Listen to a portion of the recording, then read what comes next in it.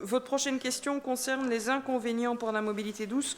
Ouais. Inconvénients de la fermeture de longue durée de la rue des Commerçants entre la rue de Laken et la rue du Pélican. Tout à fait. Je vous en prie. Alors, Madame la Présidente, Monsieur Échevin, je me permets de relayer ce soir une question d'un cycliste au quotidien qui me demande de porter cette question à votre attention.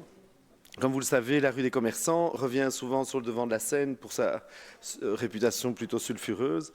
Ce que l'on sait moins, par contre, c'est que cette rue sert de passage pour les cyclistes, car elle a le mérite d'être apaisée et certainement plus respirable que son grand voisin, qu'est le boulevard Léopold II. En revanche, entre la rue de Laken et la rue du Pélican, la rue des Commerçants, ça fait des années que c'est comme ça, est tout simplement coupée en deux. Pour, semble-t-il, mais c'est ça un peu la question, des travaux sur des bâtiments de la rue. La rue n'est pas simplement coupée, avec des dispositifs qui empêcheraient les voitures de passer, etc., mais elle est fermée par une double grille métallique, et depuis peu, elle est d'ailleurs fermée également aux piétons par une porte. Alors on peut légitimement se poser les questions suivantes. Est-il d'abord normal, le cas échéant, que la ville de Bruxelles autorise une si longue privatisation de l'espace public? Parce que moi-même, je suis passé et je me souviens que c'était déjà fermé. La circulation piétonne ne doit-elle pas être au minimum garantie?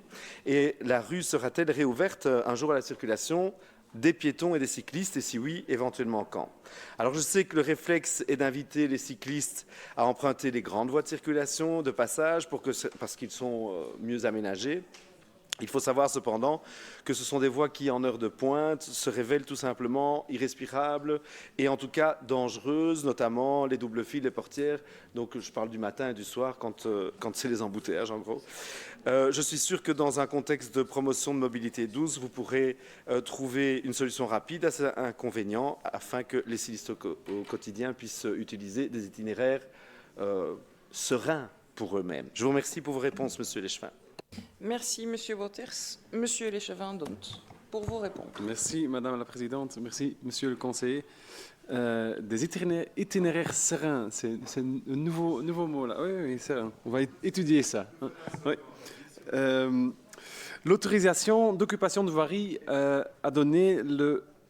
été donnée le 21 août 2018. Donc, comme vous le dites, le chantier date déjà de... c'est un énorme chantier. Il concerne de construction d'un immeuble de 52 appartements. Le zone de chantier inclut, depuis l'octroi de l'autorisation par l'ancien collège, le trottoir devant la construction est en cours et la chaussée de la rue des Commerçants. Donc c'est un énorme chantier et donc c'est l'espace de chantier utilisé pour tous les matériaux, les camions qui arrivent et qui doivent partir. Donc, cette situation était comme ça, donc avec une petite rue à côté de zone de chantier, pas mal de temps, mais le 14 août 2019, les riverains, au moyen d'une pétition regroupant une grande majorité des habitants, ont demandé que l'on puisse fermer une partie de la rue à la faveur du chantier, de la prostitution sauvage, des trafics de drogue et toute une série d'autres nuisances que l'on peut imaginer s'y étaient organisées. Ce passage était devenu très insécurisé pour les habitants de la rue. Le 27 août, afin de répondre aux problèmes de sécurité signalés par les riverains, la police a donné un avis favorable pour le placement d'une porte à code. Ce porte a été placé le 26 septembre. Lors d'un chantier normal, le passage des piétons et des cyclistes est toujours maintenu. Ici, on est dans un cas très spécifique avec une problématique que tout le monde ici connaît. Et donc, c'est à la demande. Et donc, c'est comme vous dites, est-ce que c'est normal? Non, c'est pas normal. Ici, on est confronté avec une situation spécifique et c'est ensemble avec le bourgmestre et donc responsable pour la police qu'on a, et à la demande spécifique des riverains, qu'on est passé à prendre cette mesure-là. Mais donc, le chantier doit normalement se terminer le 31 janvier. Et donc c'est encore 2 mois. Et après, bien sûr, le trafic normal sera rétabli. Les cyclistes sont invités de prendre ils pourraient prendre le boulevard d'Anvers, mais ils sont plutôt invités à prendre la rue juste parallèle, c'est Saint-Jean.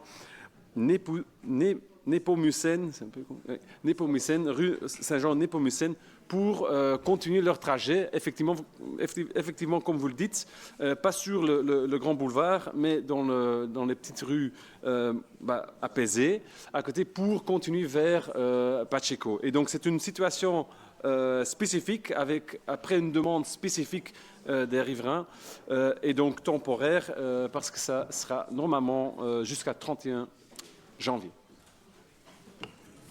Oui, voilà, je vous remercie, Monsieur Echevin. Effectivement, c'est une particularité que le cycliste venant d'un endroit, passant par cette rue-là pour aller à un autre endroit, n'est pas censé savoir, et moi-même non plus. Voilà. Et donc, OK, ce n'est pas normal, donc ça c'est bien. Situation spécifique, très bien. Que ça se termine le 31, très bien aussi. Quand vous dites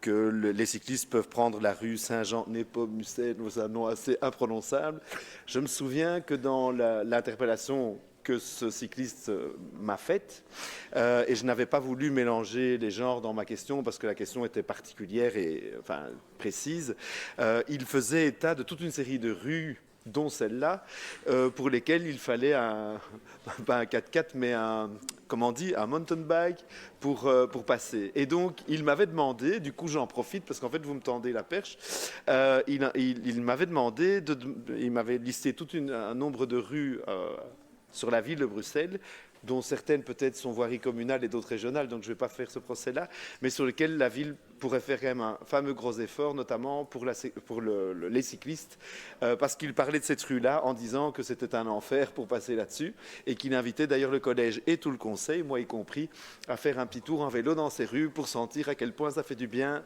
là où je pense. Voilà, je vous remercie.